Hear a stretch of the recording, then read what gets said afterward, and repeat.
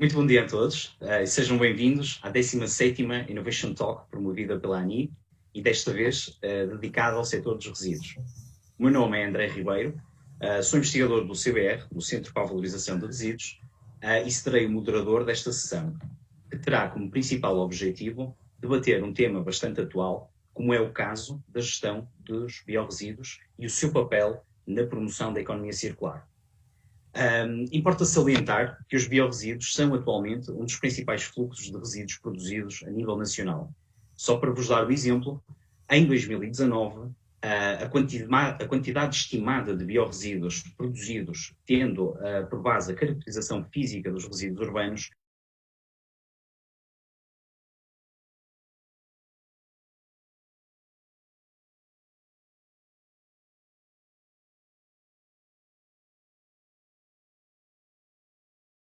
como nós sabemos, os biorresíduos, devido à sua composição, quando depositados em aterro, representam ou podem representar diversos problemas a nível ambiental, para a saúde humana e para o meio ambiente, nomeadamente pela produção de metano, pela produção de lixiviados com elevada carga orgânica, e por isso a promoção de tecnologias e do desenvolvimento de um conjunto de inovações associadas à gestão e valorização deste resíduo são atualmente uma necessidade. Por outro lado, temos também a questão da economia circular, visto que estas ações de valorização estão perfeitamente alinhadas com as atuais políticas europeias ambientais, nomeadamente a economia verde e a economia circular, pois podem promover um uso mais eficiente dos recursos, reduzir os impactos ambientais associados à sua gestão, criar oportunidades de negócio, criar valores, criar produtos com valor acrescentado e promover a criação de emprego. E, portanto, esta sessão pretende explorar as principais questões relacionadas com os biorresíduos e identificar aqui as principais inovações na gestão e valorização dos mesmos. Para tal, contamos nesta sessão com 3 especialistas nesta área, com diversos anos de experiência, diversos projetos, diversas dores de cabeça também, acredito, mas que tenho toda a certeza que nos irão ajudar a perceber um pouco mais da importância do fator da inovação na gestão dos biorresíduos, enquanto motor de crescimento económico e crescimento social também sustentável. Antes de mais, em meu nome e em nome do CBR, gostaria de agradecer terem aceito o convite para esta conversa, que espero, ou aliás, tenho a certeza que irá ser profícua. De seguida, irei fazer uma breve apresentação de cada um dos oradores e iremos dar então início à nossa conversa, ao nosso debate. Temos então o António Lorena, da empresa de consultoria Três Drivers. O António é mestre em Engenharia Ambiental pelo Instituto Superior Técnico e doutorando pelo programa MIT Portugal. O António é Managing Partner da empresa Três Drivers desde 2016, uma empresa de referência de consultoria ambiental, onde é responsável pelos projetos de natureza estratégica e de política pública. Coordenou vários projetos nos temas da economia circular, uso eficiente de recursos ou gestão de resíduos, como a revisão do Plano Nacional de Gestão de Resíduos, a estratégia para o uso eficiente dos recursos ou o estudo de sinergias circulares para a promoção de simbioses industriais. Foi autor dos Eco Innovation Country Reports for Portugal, de 2016 e 2018, e é atualmente um dos redatores da Agência Temática de Investigação e Inovação para a Economia Circular. Além da sua atividade na empresa Três Drivers, concilia esta atividade de consultoria com a investigação no IN+, do Centro de Estudos em Inovação, Tecnologia e Políticas de Desenvolvimento, dedicando o seu trabalho de investigação em tópicos como os impactos ambientais e económicos da gestão de resíduos e o desenho de políticas para a circularidade. Temos também presente a Luísa Magalhães, da Associação Smart Waste Portugal. A Luísa é licenciada em Engenharia do Ambiente pela Escola Superior de Biotecnologia da Universidade Católica Portuguesa. Obteve o grau de mestre em Diagnóstico Ambiental pela Universidade de Cranfield do Reino Unido, com a aprovação da dissertação de tese relacionada com tratamentos biológicos para os efluentes vinícolas. De 2002 a 2016 ocupou diversos cargos relacionados com projetos de inovação e meio ambiente, dos quais, obviamente, se pode destacar aqui o papel como assessora do Gabinete de Vereador responsável pelo Ploro de Higiene Urbana e Resíduos Sólidos Urbanos da Câmara Municipal de Lisboa, e desde 2016, desde setembro de 2016, iniciou funções como diretora executiva da Associação Smart Waste Portugal. E, por fim, temos o Lucas Nascimento, do CBR. O Lucas é licenciado em Engenharia Ambiental pela Universidade Católica de Pernambuco e doutorado pela Universidade do Minho em Gestão e Tratamento de Resíduos. Atualmente é investigador do CBR e atua na área das ciências da engenharia e tecnologias, com ênfase, obviamente, na engenharia do ambiente, e está ligado, neste momento, a diversos projetos nacionais e internacionais que o CBR executa. Bom, dadas as apresentações aos nossos três oradores, mais uma vez agradecer o facto de terem aceito, dispensar o vosso tempo para falar um bocadinho sobre biorresíduos e economia circular. O público, anota que o público que está a assistir poderá então colocar as questões aos nossos oradores diretamente no chat do Facebook. No final da sessão de debate, eu irei as ler e, caso tenhamos tempo, claro, e os nossos estimados oradores poderão então responder e dissipar as dúvidas existentes.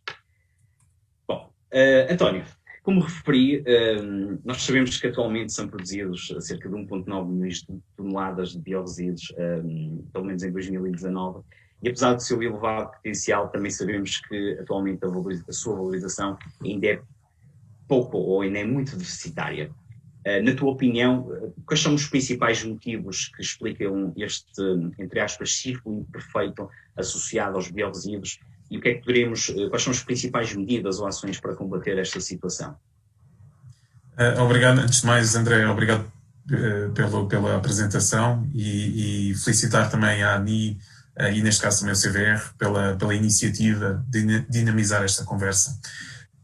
Para responder à pergunta, e tentando ser sintético e objetivo, na verdade Portugal já fez algumas, e focando aqui nesta perspectiva dos biorresíduos urbanos, de origem urbana, Portugal já fez algumas tentativas no passado para tentar fazer este fecho de ciclo, só que há aqui uma necessidade sempre de combinar simultaneamente, ou seja, um alinhar de astros, que não foi possível até agora.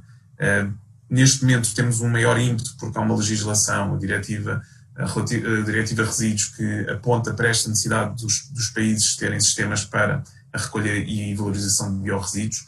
Criou-se aqui um contexto e voltou-se a discutir o assunto com, eu diria, com algum foco. Que astros são estes? Eu acho que os astros que nós estamos aqui a falar é, por um lado, tem que haver recolha, isto é uma verdade lá para ali, ou seja, não há dúvida que temos que recolher os biorresíduos e seletivamente, ou seja, temos que ter capacidade de não contaminá-los com outros tipos de resíduos, porque isso vai impedir que a jusante esse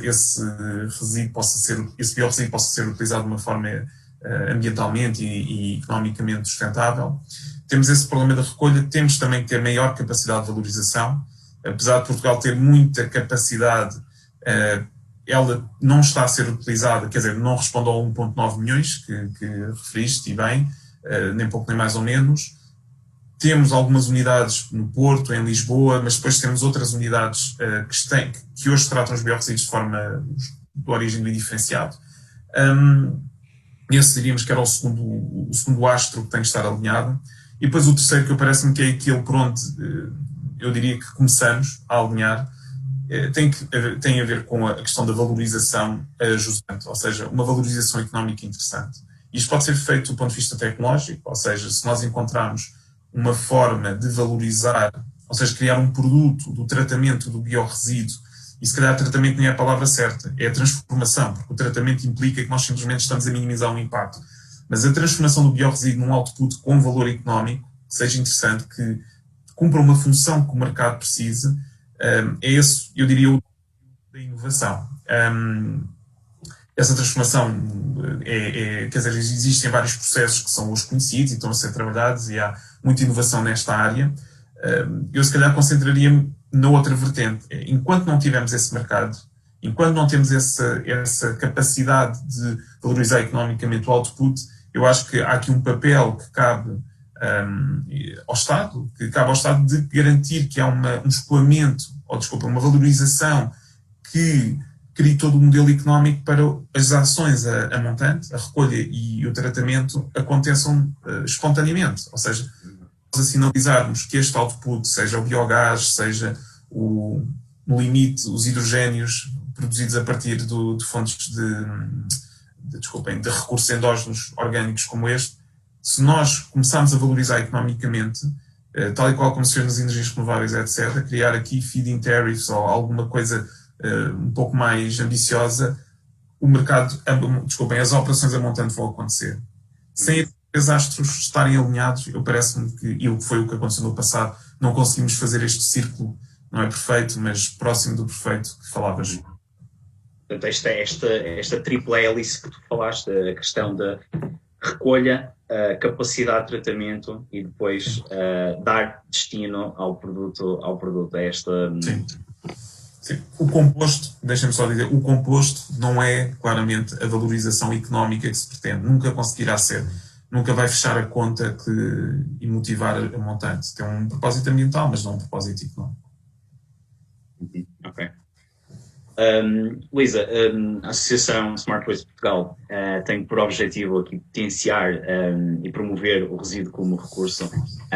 Como é que a ASWP se posiciona aqui na questão relacionada com os biorresíduos? E como é que achas que é possível, um bocadinho pegando na pergunta que fiz ao António, inverter a pouca recolha e valorização destes resíduos?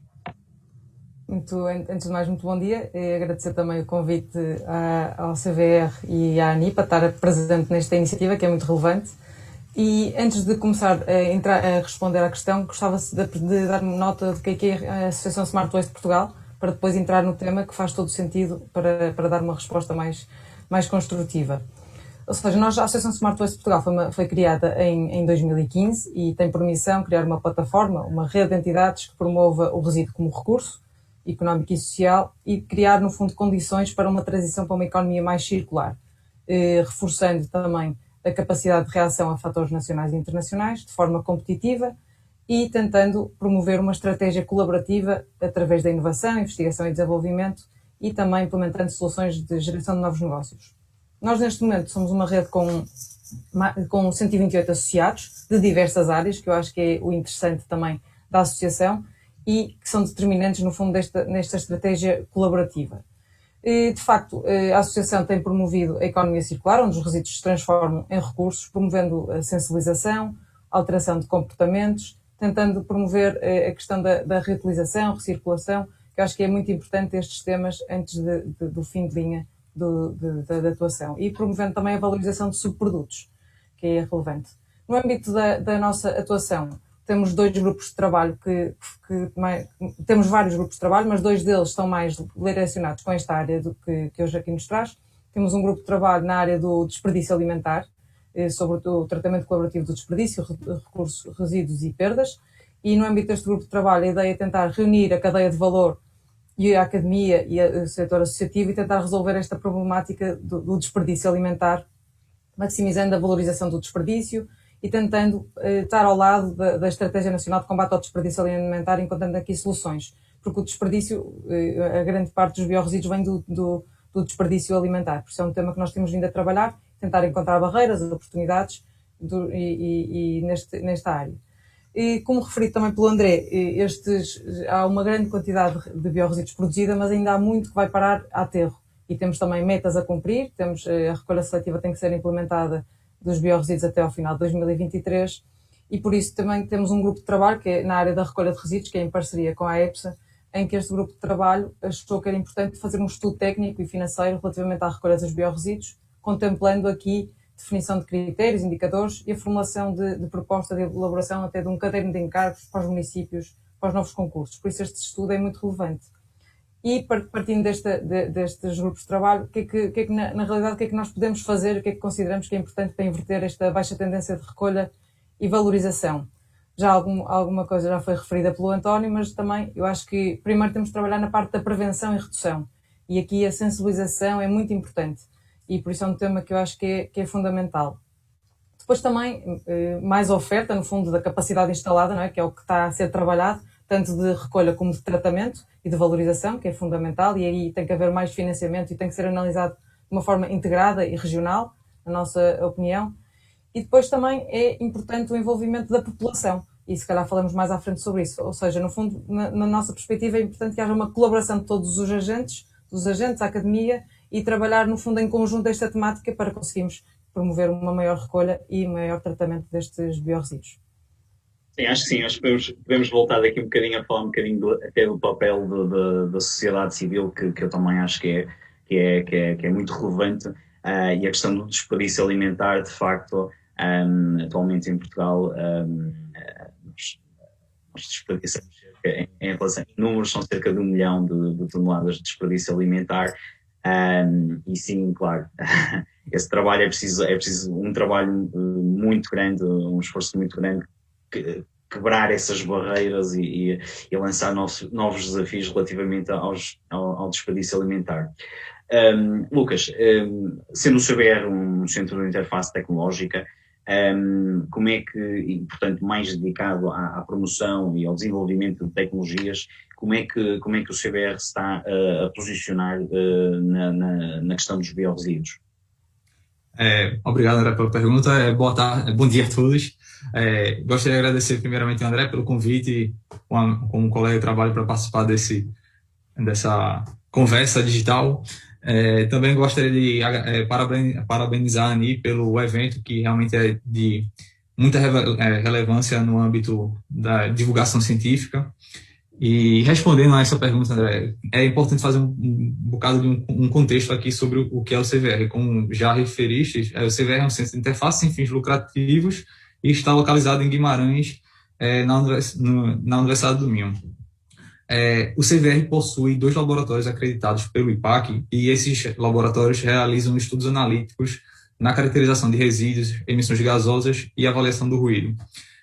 O CVR também presta consultoria ambiental na área da avaliação do ciclo de vida, classificação e desclassificação dos resíduos, pegada de carbono, e também, né, nessa problemática dos biorresíduos, tentar achar soluções para valorizar de forma mais eficiente essa tipologia de resíduo.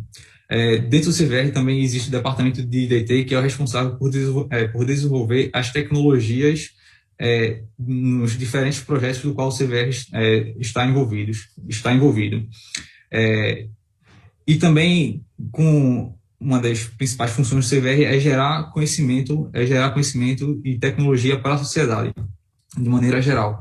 E essa parte é uma parte muito importante do CVR, a parte da divulgação científica, através de uma conferência que o CVR realiza a cada 2 anos, que é a OASIS, e tem realmente esse objetivo de fazer uma divulgação científica e a troca do conhecimento.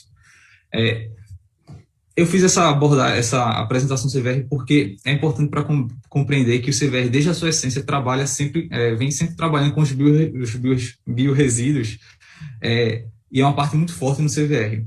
E, atualmente, né, nesse contexto, o CVR tem vindo a realizar diversos estudos técnicos científicos no âmbito do Programa Apoio à Elaboração de Estudos para o Desenvolvimento de Sistemas de Recolha de Biorresíduos, que foi regulado pelo despacho 7262 de 2020, se não estou enganado. E como todos bem sabem aqui, esse programa tem como um objetivo basilar criar condições para realizar a compostagem comunitária, ou seja, a compostagem in situ, e diminuir a deposição desta tipologia de resíduos em aterros devido à quantidade de impactos ambientais que esse resíduo pode causar em aterro, nomeadamente a emissão de gases de efeito estufa. Dito isto, posso dizer que nós do CVR estamos trabalhando e auxiliando alguns municípios da região norte para essa transição, para a compostagem mais comunitária e fazer a recolha seletiva desse resíduo. E estamos fazendo isso através de um estudo que consiste na caracterização geográfica do próprio município, uma avaliação do serviço de gestão de resíduos que o próprio município presta, isso tudo com o intuito de promover e arranjar soluções para a recolha, que é um grande problema, que a gente pode falar disso um bocadinho mais tarde, o tratamento desses bioresíduos, e tudo isso com base em estudos implementados com sucesso na União Europeia. Basicamente isso que o CVR vem a fazer, está fazendo na atualidade na área dos bioresíduos. Bom, e se calhar também depois falar um bocadinho mais sobre a questão tecnológica, não é? Como o António falou, esta tripla hélice que tem que ser cumprida, temos que ter condições de recolha, temos que ter condições de tratamento e temos que ter tecnologias para tratar. E aí sim o papel do CVR poderá ser importante na promoção de novas tecnologias. António, relativamente aos bioresíduos, achas que os seus modelos estão obsoletos? É preciso desenvolver novos modelos? É preciso adaptar soluções que funcionam noutros países? Nós temos a noção, não é, pelos números que estamos a caminhar para esse círculo mais circular. Qual é a tua opinião sobre esta questão dos modelos? Estás sem som. Peço imensa desculpa. Essa é, na verdade, eu diria quase a questão mais importante, não é? Porque é na comparação que nós fazemos com outros países que nós podemos perceber o que é que são as nossas limites ou o que é o insucesso, porque as tecnologias nos outros países são as mesmas tecnologias que nós temos disponíveis em Portugal, com mais ou menos a experiência, é o mesmo portfólio. E porque é que, no nosso caso, as coisas acabam por, no fundo, eu não vou dizer a palavra falhar, mas andam um pouco mais lentamente. Eu acho que é precisamente por esta questão dos modelos. Nós temos, por um lado, na gestão concentrando a mesma ainda nos biorresíduos, na natureza, os biorresíduos produzidos no contexto urbano. Nós temos aqui um sistema que é relativamente estanque da gestão de resíduos urbanos, ou seja, os municípios recolhem, as entidades em alta gerem o resíduo, transformam, tratam, depositam em aterro, se for o caso disso, mas é este modelo, que é um modelo importante, é um modelo de serviço público e que garante condições de higiene, etc., que dista, ou que é bastante diferente daquilo que é uma gestão privada. Uma gestão privada dos resíduos, na verdade é uma gestão de recurso. Ou seja, se eu conseguir aproveitar de alguma forma aquele material, eu vou conseguir aproveitar. Tenho eu capacidade de investimento, a coisa acontece. E aquilo que nós vemos, como por exemplo comparamos com países, eu vou dizer o caso do Norte da Europa, mas outros países como França, etc., têm desenvolvido mais este modelo, em que existe uma maior sinergia entre aquilo que é a gestão pública, a gestão do biorresíduo urbano, com aquilo que é, por exemplo, a gestão de lamas, a gestão de resíduos da agropecuária, e encontram em alguns locais, algumas zonas, encontram aqui as sinergias que são necessárias para ter outro tipo de tecnologias. Ou seja, não é raro encontrarmos exemplos em que este modelo é um modelo que junta municípios, associações de agricultores ou produtores locais, empresas tecnológicas de gestão de resíduos que garantem o funcionamento, mas que existe este um modelo mais cooperativo e que olha-se mais o resíduo como um recurso. Eu sei que isto é um pouco clichê, mas é o que acontece e que claramente poderia ser transposto para Portugal. Existem aqui alguns obstáculos, nomeadamente regulatórios, etc. Eu não diria que a legislação propriamente dita, a legislação nacional não é impeditiva dessa inovação, esta inovação dos modelos tem mais a ver com aquilo que é uma maturidade que é preciso atingir. É preciso também, vejamos que, por exemplo, os instrumentos de apoio ao investimento para a gestão de resíduos urbanos são para entidades públicas. Em poucos casos eles têm sido aplicados para privados ou os privados como beneficiários destes fundos, e por isso há aqui claramente, e vice-versa, ou seja, em alguns casos os fundos para a inovação não são dirigidos às entidades públicas, e por isso existe aqui algum espaço que é preciso colmatar dentro desta lógica de cooperação público-privada, sem dramas, sem conceitos sobre essa parceria público-privada, que eu acho que será um modelo para, no fundo, uma nova bioeconomia nesta área. Quebrar um bocadinho alguns dogmas, não é? que estão estabelecidos, na questão da gestão dos resíduos. E sim, essa sinergia, essa procura entre ir buscar informação a outros setores pode ser interessante, porque, ok, se funcionam noutros setores, Com certeza que também poderiam funcionar neste caso específico. Luísa, um bocado estavas a falar da questão da sociedade civil. Como é que achas, e sabemos que a sociedade civil de facto vai ter aqui um papel preponderante, nomeadamente nos hábitos, principalmente nos hábitos de separação seletiva dos biorresíduos. Como é que vês o papel do cidadão neste processo? E o que é que podemos fazer para aumentar o seu interesse na separação, na origem, na fonte dos biorresíduos? Como estava a dizer há bocado, realmente a população tem um papel fundamental, até porque grande parte dos biorresíduos resultam de restos de alimentos e por isso, só em termos de estimativas, na União Europeia 89 milhões de toneladas de alimentos são desperdiçados todos os anos, ou seja, efetivamente cerca de 1/3 dos alimentos são desperdiçados globalmente, que é um valor muito elevado. Por isso temos que tentar garantir... Pensar, não é? E dá que pensar. Exatamente, e dá que pensar. Hábitos. Exatamente. Temos que tentar reduzir o impacto resultante deste desperdício e tentar promover uma maior circularidade e transição. E também um número que eu acho que é interessante é que grande parte do desperdício alimentar, cerca de 40%, é nas famílias, é no setor doméstico. Por isso eu acho que o cidadão tem mesmo um papel fundamental e é extremamente importante nesta transição e neste processo todo que estamos hoje aqui a debater. E a recolha seletiva dos biorresíduos é realmente uma realidade, mas este depende do cidadão, até para, como já foi falado também pelo António, a questão da qualidade do biorresíduo. Temos que saber o que é que tem que ser informado, o cidadão tem que saber o que é que pode colocar, o que é que não pode colocar, por isso a comunicação é fundamental para as famílias e para as pessoas para saberem exatamente o que é que devem, como devem separar e o que é que podem fazer. Agora, acho que para ser envolvido também poderá haver aqui alguns incentivos e há sistemas que promovem este tipo de incentivos, nomeadamente o sistema PAET, e que podem contribuir também para a valorização de mais resíduos e para tentar evitar que estes vão parar também a aterro e que haja também uma maior valorização.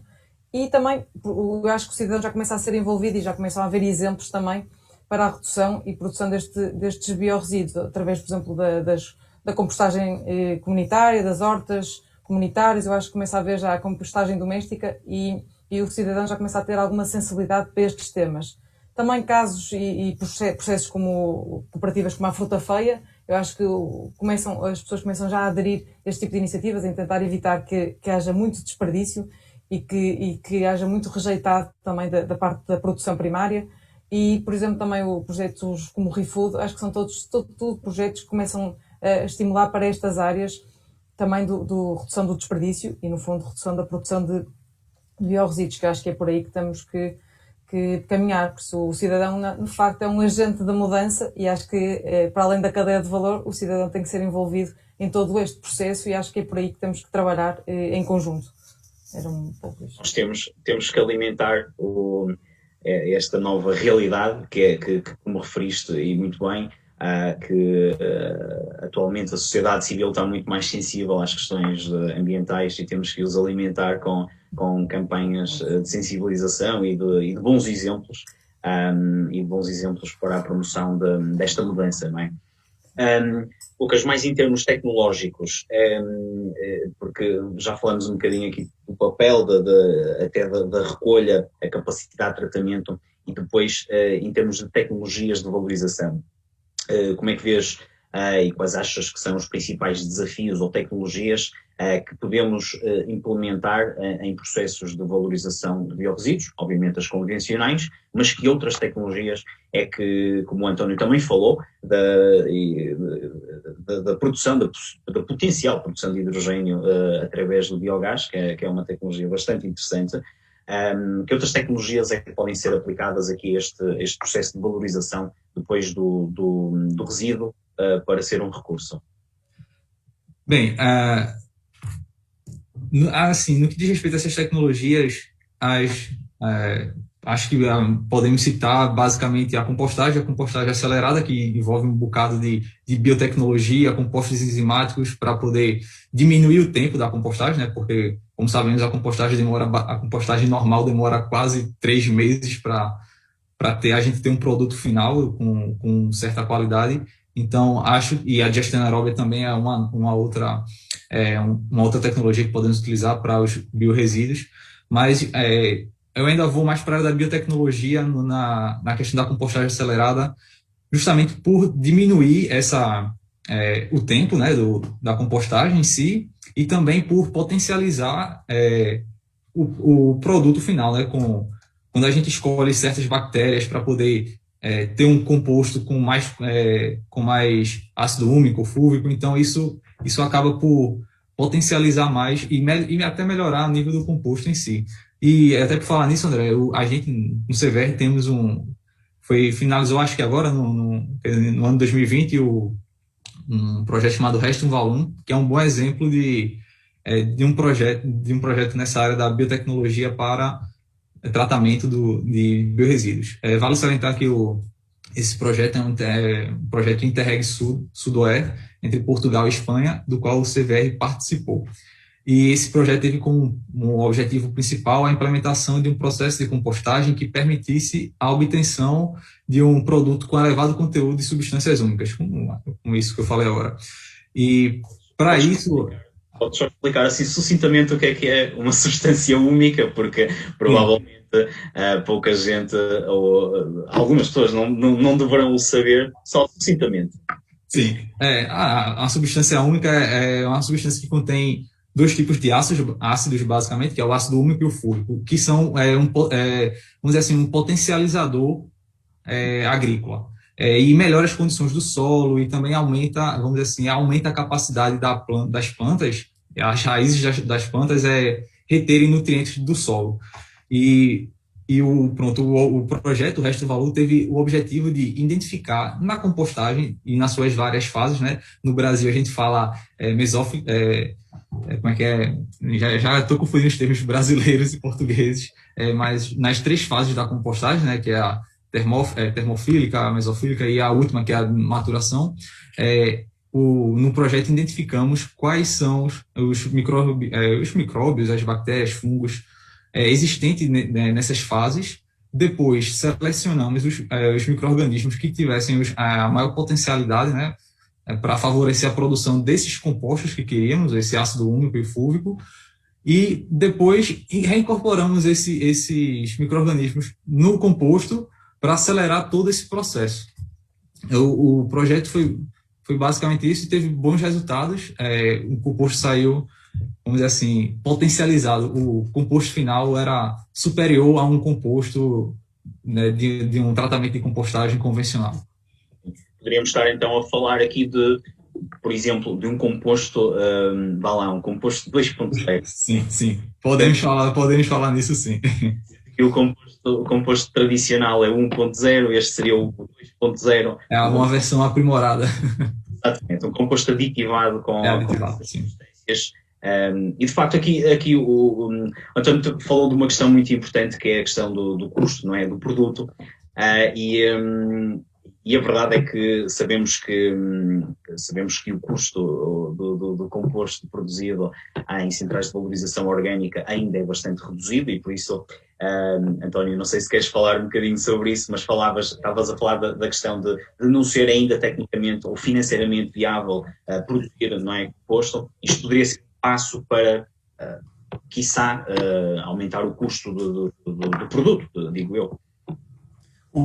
Sim, e parece-me, assim, voltando, se calhar eu acabei ali de forma algo dramática sobre a questão do valor do composto, mas a verdade é que é fácil fazermos uma avaliação do que é o valor económico do composto. É basicamente perguntarmos aos agricultores quanto é que eles são disponíveis para pagar por aquele material.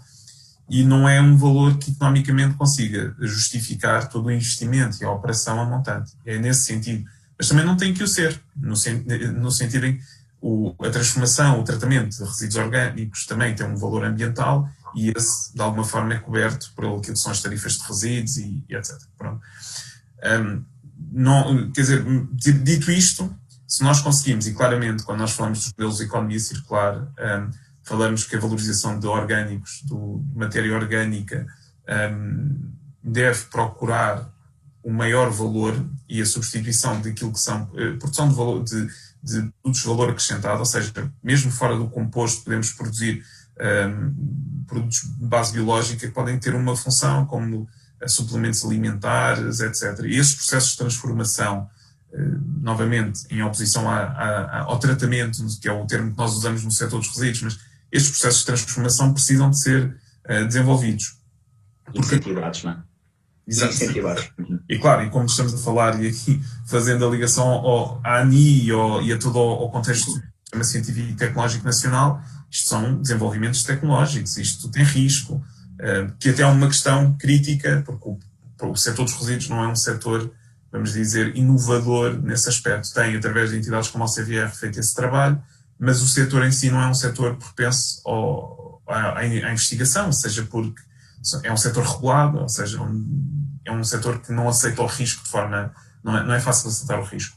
E depois há o outro lado, que é o lado todo da transformação digital, que principalmente naquelas dois astros que eu dizia ao início, da recolha e do tratamento, há muito espaço para desenvolver. Ou seja, tudo o que nós falamos de fábricas do futuro, etc., todos esses conceitos, até a uberização, todos esses conceitos são aplicados de forma direta à gestão de resíduos. Ou seja, recolha de resíduos hoje é muito pouco eficiente, porque nós temos este modelo em que o veículo de recolha passa por todos os contentores que está destinado. Quando isto claramente, hoje já temos os meios para fazer o on-demand, ou fazer uma gestão inteligente destes processos. Reduzir a fatura aí, porque se nós reduzirmos também aí a fatura, nós vamos conseguir que todo o modelo seja mais sustentável do ponto de vista económico e, no fundo, fechar a conta. E dar, por exemplo, capacidade para que depois as ações de valorização que sejam mais eficientes e mais sustentáveis, porque, de facto, por exemplo, em relação ao composto, nós verificamos que o produto que se pode comparar ao composto, que são os fertilizantes, não de forma direta, como é óbvio, tem um custo de mercado muito, muito reduzido e que limita muito o espaço existente para o composto produzido. E sim, e era um bocadinho nesse sentido também, Luísa, julgas que o setor dos resíduos precisa aqui de uma nova era, uma era digital, onde como o António falou, estas metodologias de 4.0, da indústria 4.0, são aplicadas diretamente aqui ao setor dos resíduos? Eu acho que sem dúvida o caminho é muito por aí. Eu acho que mesmo a questão da economia circular pressupõe realmente uma transição de uma forma inteligente, através de novas tecnologias, e tentar, eu acho que um ponto muito fundamental numa nova era digital é realmente a questão da medição e a questão da monitorização, que eu acho que é só por aí é que conseguimos depois também desenhar novas linhas de ação e alcançar as metas e tentar superar. Por isso eu acho que a era digital, o setor dos resíduos vai por este caminho. Claro que é preciso muito financiamento e entidades também como a ANI para suportar este tipo de iniciativas, que eu acho que o caminho vai por aí. Não só, eu acho que esta era digital permite também uma transição para uma minimização de produção de produtos, de resíduos, para a desmaterialização, para a virtualização. Por isso são temas que estão agora na ordem do dia, e a questão da indústria 4.0 ligada ao setor dos resíduos faz todo sentido, e eu acho que o caminho é por aí. E, claro que também a investigação e desenvolvimento, e o CBR tem um papel fundamental, são fundamentais para encontrar aqui novas inovações, soluções inovadoras, também trabalhar na fase de design, na fase de toda a cadeia de valor, que eu acho que são linhas mestras e fundamentais na economia circular. Eu acho que já, neste momento, já começamos a ter algumas coisas no terreno, algumas iniciativas no âmbito da recolha, algumas iniciativas smart, que eu acho que são, por exemplo, a questão de sensorizar os ecopontos, a questão de ter também na parte mesmo ligado também aos equipamentos também de recolha. Eu acho que é importante ver quanto é que o ecoponto está cheio para depois poder ir recolher só quando ele estiver mesmo cheio. Eu acho que é por aí que temos que trabalhar. Eu acho que estas iniciativas também há já, a Câmara da Maia trabalha muito, já tem trabalhos nesta área. Por exemplo, em Cascais também é um município também inovador e tem a questão das papeleiras também inteligentes, que também se vê relativamente pela altura do fluxo. Eu acho que é por aqui que temos de trabalhar para que haja também uma redução, um planeamento maior, uma poupança de recursos e também tentar mitigar também a questão das alterações climáticas. Por isso eu acho que o trabalho, é por isso é que é importante a ligação do setor científico e mesmo com o governo, com o financiamento, para vermos quais é que são as melhores linhas de ações. Por isso eu acho que o trabalho é por aqui, e para promover melhores aplicações tecnológicas temos que ser smart, e acho que estamos agora na ordem do dia nesta temática. Pois, sim, claro, muito. Eu também partilho dessa opinião, acho que sim, acho que esta ligação. E lá está, é um bocadinho também algo que já falamos no início da conversa, o ir buscar tecnologias de outros setores, né, que já estão mais maduros e que possam efetivamente ter aqui uma ação de melhoramento, uma ação de tornar estes processos mais eficientes, que os transformar estes processos mais eficientes, não só do ponto de vista económico, em última instância isso determina muito da aplicação de determinados modelos, mas também do ponto de vista ambiental. E Lucas, do ponto de vista ambiental, achas que, por exemplo, a adoção de ferramentas de análise e quantificação de impactos ambientais, vulgo a avaliação do ciclo de vida, por exemplo, podem também ter aqui um papel decisivo na implementação de processos de economia circular, de ecodesign, até na própria recolha dos biorresíduos? Sim, claro. Até na minha opinião profissional, vamos assim dizer, nessa era que estamos vivendo, da indústria 4.0, da digitalização de processos, isso é fundamental. É fundamental porque, assim, quando a gente vai, por exemplo, fazer uma construção de algum prédio, algum parque edificado, ou qualquer coisa, a gente faz uma modelagem, é necessário fazer uma modelagem antes computacional. Por isso que tem a tecnologia BIM, a tecnologia da avaliação do ciclo de vida. A gente precisa modelar primeiro isso digitalmente, até para poder criar modelos de predição. No caso, para os bioresíduos, já estou pensando aqui, criar modelos de predição para medir poluição, eficiência de um processo associado a esse projeto de bioresíduos ou à construção civil de maneira geral e várias áreas. Auxiliar aqui a tomada de decisão, não é? E coisa para ter esse auxílio de tomada de decisão, ao meu ver, é muito importante. E o exemplo disso, como o André falou, a ferramenta da avaliação do ciclo de vida, a ACV, né, como a gente conhece, é uma ferramenta, vamos dizer assim, ferramenta / metodologia que nos ajuda a perceber e modelar os tipos de impacto ambiental associado ou a um produto ou a um serviço. Então, levando isso para a temática dos bioresíduos e da economia circular e ecodesign, a gente, através de um software de avaliação do ciclo de vida, a gente consegue entender qual é o melhor design, o melhor processo produtivo para criar um contentor ecológico com design mais eficiente, que emita menos odores dos compostos que estão ali, que seja mais fácil para recolher e tudo mais, até do processo da valorização do biocomposto, né? Que a gente pode avaliar se é mais eficiente fazer a compostagem comunitária ou industrial e por aí, e a avaliação do ciclo de vida vai nos permitir entender qual processo é mais nocivo ao meio ambiente e além disso, vai poder nos ajudar a escolher qual é o melhor produto, no caso, se a gente estiver avaliando um produto ou um processo. E em falar nisso, né, na própria avaliação do ciclo de vida, existem várias metodologias dentro da avaliação do ciclo de vida para mensurar os impactos ambientais. Geralmente, a mais comum utilizada é a RECIPE, que abrange todas as categorias de impacto ambiental, como mudanças climáticas, eutrofização dos sistemas aquáticos, ecotoxicidade, enfim, tem várias categorias de impacto. E existem também metodologias mais focadas para a ecotoxicidade de um produto ou de um processo, e a gente consegue, vamos dizer assim, jogar com isso e criar o nosso modelo de predição para os impactos ambientais, ou até criar um selo verde para o produto que a gente quer. E eu até peguei um exemplo, André, de um estudo que foi feito em 2010, isso já, ou seja, mais de 10 anos, 11 anos basicamente, na revista Waste Management, que faz um estudo de ACV realizado na Catalunha, que compara os impactos ambientais da compostagem doméstica para uma compostagem industrial.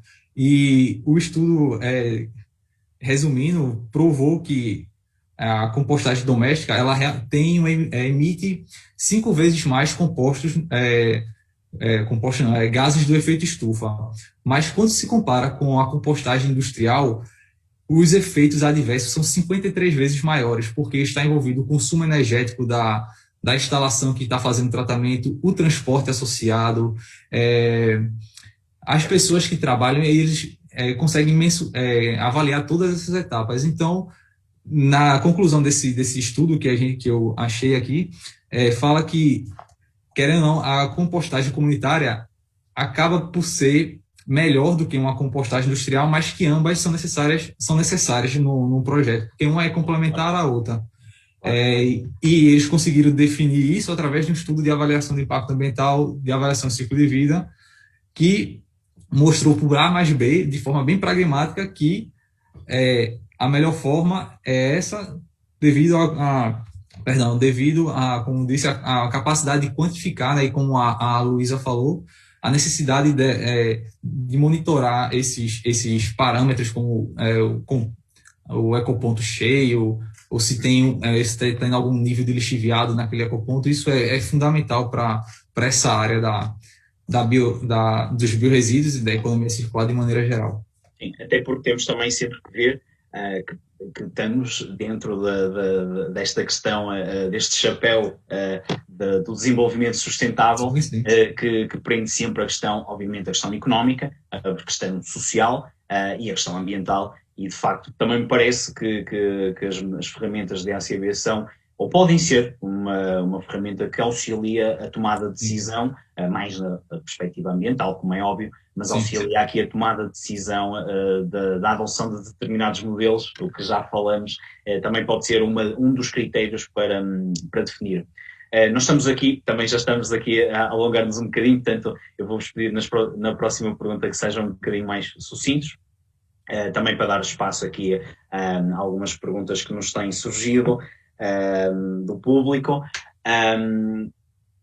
Ok, António, relativamente, eu acho que também já falaste um bocadinho sobre isso, mas relativamente à implementação da economia circular em Portugal, neste momento, sem querer ser dramático, achas que ainda é utópico falar em circularidade ou estamos a caminhar estamos no caminho correto? Ainda bem que pediste para ser sucinto, senão ocupava o resto da hora aqui.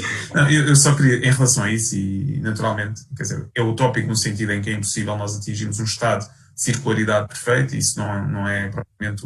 Mas o caminho para lá é muito importante, ou seja, isto é assintótico, nós temos que tender para esse caminho, isso não há grandes dúvidas. Eu acho que em Portugal, tal e qual como todos os outros países, eu acho que aquelas comparações, aqueles índices de circularidade entre os países não têm grande sentido, porque quando nós começamos a fazer aquilo que é a análise de fluxos de materiais a toda a economia, nós vemos que os resíduos é uma muito pequena percentagem de tudo aquilo que nós consumimos. E aqui, apesar de eu não ter falado, vou às palavras da Luísa, quando ela diz aqui o importante é nós sermos mais racionais naquilo que são os consumos, ou seja, evitar, propriamente dito, os consumos de materiais. E só quando nós começamos a fazer a nossa dieta, vamos dizer assim, enquanto economias, as nossas economias começarem a fazer umas dietas não forçadas por Covid ou por outros acasos, é que nós vamos começar a ter esse caminho de forma mais substancial. Há muitas barreiras, eu não alinho muito no entendimento que as barreiras são legais. Eu acho que há comportamentos, há em Portugal claramente uma dificuldade que nós temos em comparação com outros países, e isto agora é um bocadinho dramático, que é a capacidade de investimento. Quando nós comparamos com os países do Norte da Europa, Alemanha, etc., eles conseguem hoje, se calhar, estar mais à frente em alguns aspectos porque têm mais capacidade de investimento. E eu só aqui para terminar, um exemplo muito objetivo é o das lamas de hectare, etc. Portugal ainda depende exclusivamente do chamado valorização agrícola, que é no fundo fazer uma maturação das lamas e utilizar e depois fazer o espalhamento.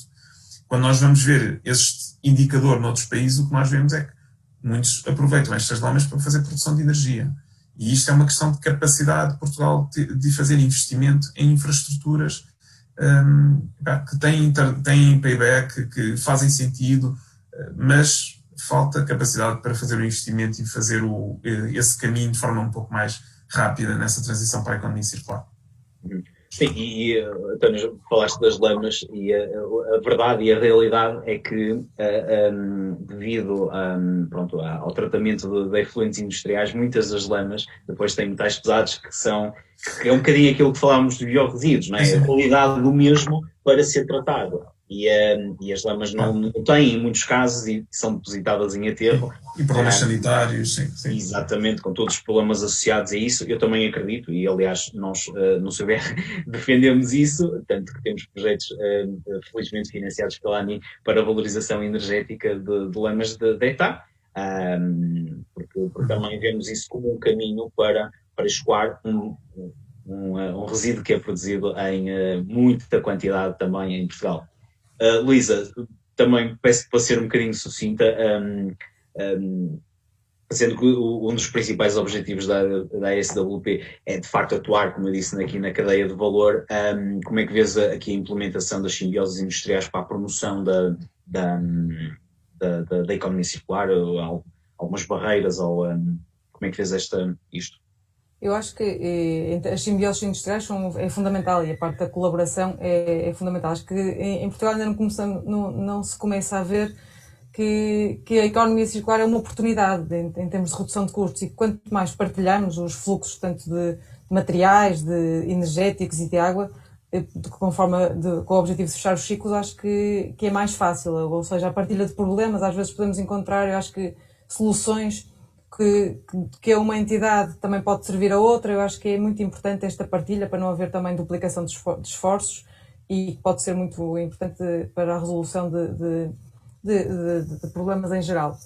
Já existem exemplos também de muitas simbioses industriais na Dinamarca, já há muito tempo, e em países também como o Reino Unido, a Áustria, já começam a haver a questão de trocas de água e de energia, de subprodutos. Eu acho que entre municípios também e em parques industriais, eu acho que é muito importante esta partilha. Eu acho que temos que começar a ver isto como uma oportunidade de redução de custos, de problemas ambientais, e começar a trabalhar a colaboração e a verdadeira cooperação entre a cadeia de valor para promover uma gestão mais eficiente dos setores, dos recursos, e tentar que sejamos também uma referência em muitas áreas nesta temática. Por isso eu acho que é fundamental as simbioses industriais e a colaboração, e é um fator-chave também nesta transição e na questão também da resolução dos biorresíduos.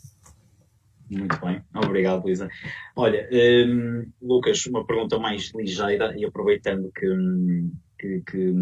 tu és oriundo de outro país, não é? E de outra realidade, fala-nos um bocadinho sobre como comparas, não é? Tu já estás cá em Portugal há muitos anos e tens acompanhado projetos relacionados com esta área. Como é que comparas, e também fizeste no Brasil projetos relacionados com a questão do tratamento de resíduos e da valorização de resíduos orgânicos, como é que comparas de forma geral, de forma muito sucinta, também, a gestão de resíduos em Portugal e no Brasil?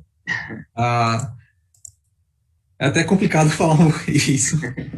Não gosto de falar mal do meu país de origem, mas é muito atrasado. Infelizmente, é muito atrasado. Em 2010, o Brasil criou uma lei que foi assim um marco na política de resíduos sólidos do Brasil, que é a Lei 12.305. Ela prescrevia, ela obrigava que no Brasil fossem encerradas todas as lixeiras e que fosse estimulado a criação de aterro sanitário, a compostagem e logística reversa. Mas isso tudo até o ano de 2014. E hoje o que a gente vê é que nada foi feito, vão criando projetos de lei em cima de projeto de lei para poder atrasar essa mudança, essa transição. Infelizmente, a política atual do Brasil não é a mais recomendada para nada. É um genocídio total, até na parte ambiental. E eu tenho os dados aqui que eu fui buscar, e é assim, uma coisa até chocante para mim, como o André referiu, já estou há um certo tempo aqui, e hoje em 2019, o último censo realizado mostra que o Brasil ainda tem 47% da população que não tem acesso a saneamento. Daí já começa a ter um panorama de como é a parte dos resíduos sólidos, propriamente dita, e 46% do Brasil, o esgoto não é tratado. É despejado tal qual, ou em rios ou em fossas sépticas, mas não há um tratamento para isso. E na parte dos resíduos, dos biorresíduos, no Brasil atualmente tem 3.000 lixeiras. Lá no Brasil a gente chama de lixão a céu aberto.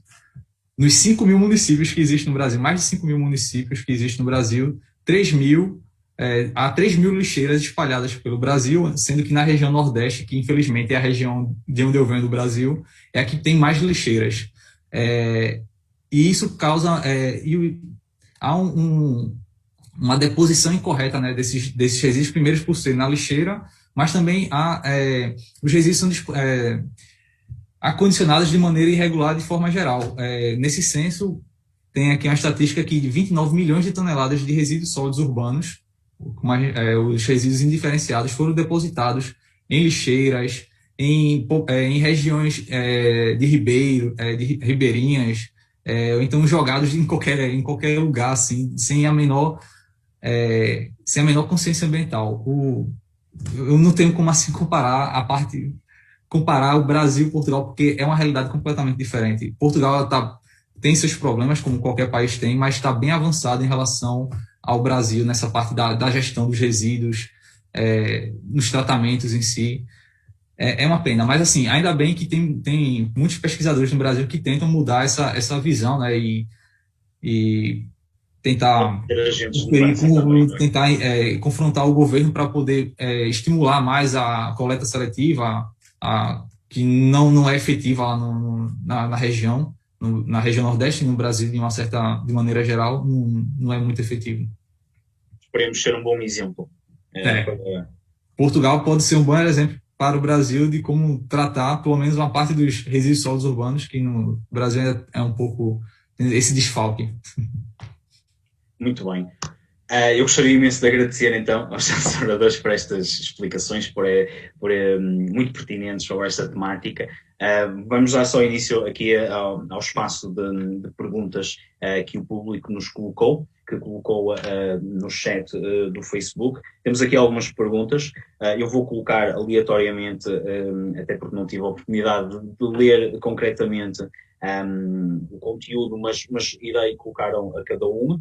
Ou se sentirem à vontade, eu faço a pergunta e quem se sentir mais à vontade para responder pode o fazer. Temos aqui uma pergunta da Maria Rita Ferreira. Boa tarde. Assumindo um caso de sucesso de incorporação de um biorresíduo num produto que chega ao mercado, é possível assumir um fluxo desse resíduo suficiente para manter um processo produtivo constante? Caso não seja possível, de que forma é que poderá ser apelativo para as empresas incorporarem resíduos nos seus produtos? Não sei. Alguém quer comentar? Sim, eu posso comentar. Isso é tão verdade para o resíduo como para qualquer outra matéria-prima. Ou seja, as garantias de fornecimento, é claro que não é, mas as garantias de fornecimento de um material que seja relativamente comum, um biorresíduo que seja relativamente comum, eles vão continuar a ser produzidos, a médio prazo não vamos ter uma disrupção. E as cadeias de fornecimento de qualquer outra matéria-prima também estão sujeitas a volatilidades e a riscos de abastecimento. Isso faz parte, naturalmente é uma questão muito pertinente, mas eu acho que faz parte também da nossa capacidade, agora nossa, no sentido de agentes consumidores de resíduos, ter essa capacidade de gerir com muitas fontes de fornecimento, com muitos canais de abastecimento, fornecimento. Estamos a falar de biorresíduos agrícolas, trabalhar com vários produtores, com várias associações, ou seja, isso faz com gestão. Acima de tudo, com gestão. Muito bem. Carolina Moraes, pode dizer-se que a simbiose industrial é uma etapa a caminho da economia circular? Já respondemos que poderia ser, visto que há setores que ainda estão bem longe deste modelo, e quais as principais fragilidades?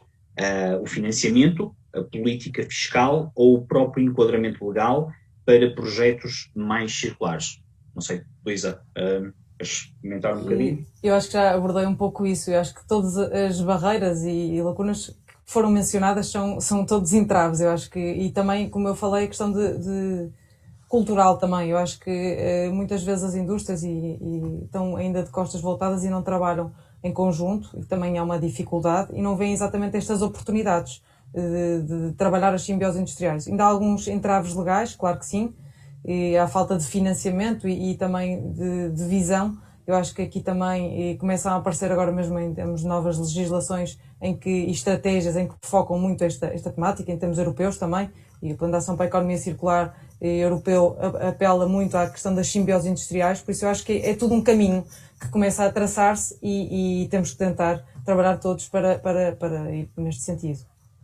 Acho que tu falaste uma expressão muito, muito pertinente, que é visão, não é? Temos que ter visão não a curto prazo, mas, ou a médio prazo, mas a longo prazo. Isso sim, a visão de longo... André, posso só aqui... Posso, claro, André. Política territorial. Epá, política territorial é fundamental, quando falamos em termos de ambientes, é fundamental. Muitos problemas podem ser vistos dessa perspectiva, ou falta de perspectiva. Exatamente. As regiões, sim, trabalhar em regiões. Vamos deixar aqui mais uma pergunta. Já me deram a indicação que há uma ideia que temos mesmo que terminar. Portanto, esta pergunta é muito pertinente. Carlos Araújo pergunta, tendo em conta as metas ambientais definidas para os próximos anos, acham possível atingir esses mesmos objetivos? Qual é a vossa opinião em relação à transição de resíduos entre países? E a contabilização do cumprimento dessas mesmas metas. Bem, são 3 perguntas. Metas, resíduos, transição de resíduos entre países e a contabilização disso para as metas. E posso dar acho que é uma pergunta se as metas vão ser atingidas. Tem-se trabalhado para isso, mas eu acho que é muito difícil atingirmos as metas. E acho que em termos de transição, eu acho que temos de tentar ser um país, no fundo, nós temos muita tecnologia cá, temos muitas empresas que têm bom trabalho em termos também de reciclagem, eu acho que temos de tentar ser autossuficientes e tentarmos trabalhar cá no país. Eu acho que há aqui muito know-how, muita tecnologia que deve ser também fomentada, e para evitar também que muitos destes produtos também circulem e tem acontecido em alguns setores, nomeadamente os resíduos de equipamentos elétricos e eletrónicos, e há outros setores que são pertinentes, e por isso acho que temos de tentar trabalhar cá dentro, em conjunto, mas as metas realmente são difíceis de traçar, de atingir, mas tem que haver um trabalho conjunto e é um bocado por aí. Não sei se o António também quer acrescentar. As metas não posso, isso fica registado, não posso dizer a minha opinião, estou a brincar.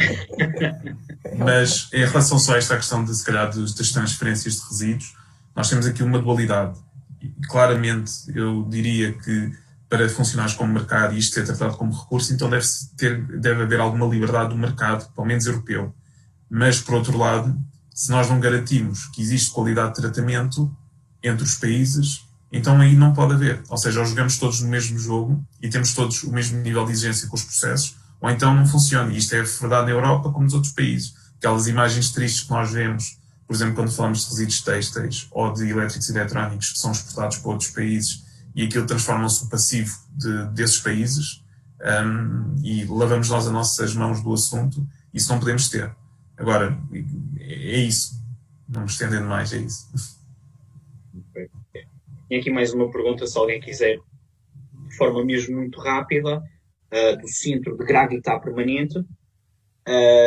Bom, é um bocadinho relativamente às metas, se nós vamos cumprir, acho que já falamos um bocadinho sobre isso, relativamente ao engagement dos cidadãos. Temos aqui como é que isso deve ser feito, medidas penalizadoras, financeiras ou outras, ou medidas de estímulo positivas, financeiras ou outras. Eu julgo que penalizadoras serão sempre um entrave a qualquer assunção. Acredito, na minha opinião, que medidas positivas de estímulo sejam as mais eficazes, mas se alguém quiser, Lucas, quiseres comentar, 1 minuto. Pois era isso que eu ia falar. Desculpa, André. Um exemplo muito simples é como algumas empresas de supermercados estão fazendo, colocar pontos para reciclagem de garrafas PET e dão um crédito para consumo no próprio estabelecimento. Eu acho que o incentivo é melhor do que a penalidade, realmente. Eu compactuo do seu pensamento. Acho que o governo, as freguesias, o governo de maneira geral, poderiam estimular de forma positiva ou diminuir uma taxa do tratamento de esgoto. Não sei, são ideias vagas. Mas implementação de medidas de recompensa. O ser humano, psicologicamente, trabalha melhor quando tem uma recompensa do que uma punição. A psicologia já explica um bocado disso. Exatamente. Bem, bom, mais uma vez eu gostaria de vos agradecer por termos falado um bocadinho sobre este tema que é bastante atual, que é a questão dos biorresíduos. Falamos um bocadinho também de economia circular e de políticas aqui, não só dos biorresíduos, mas dos resíduos em geral. Acho que foi bastante interessante. Espero que o público tenha gostado também, que tenha dissipado algumas dúvidas que tinha, se calhar lançamos novas. Estes espaços servem exatamente para isso, para fazer pensar as pessoas também um pouco sobre aquilo que estamos a fazer. Bom, antes de me despedir, vou deixar só a nota que a próxima 18ª Innovation Talk será, eu peço desculpa, deixem-me só ver, portanto, a próxima sessão será no dia 17 de junho, com o tema do Plano Estratégico de Digitalização do Setor AECE em parceria com a Build Collab. E pronto, espero que participem, em meu nome não, mas em nome da ANI, espero que participem também, e mais uma vez, muito obrigado, até à próxima, adeus. Obrigado.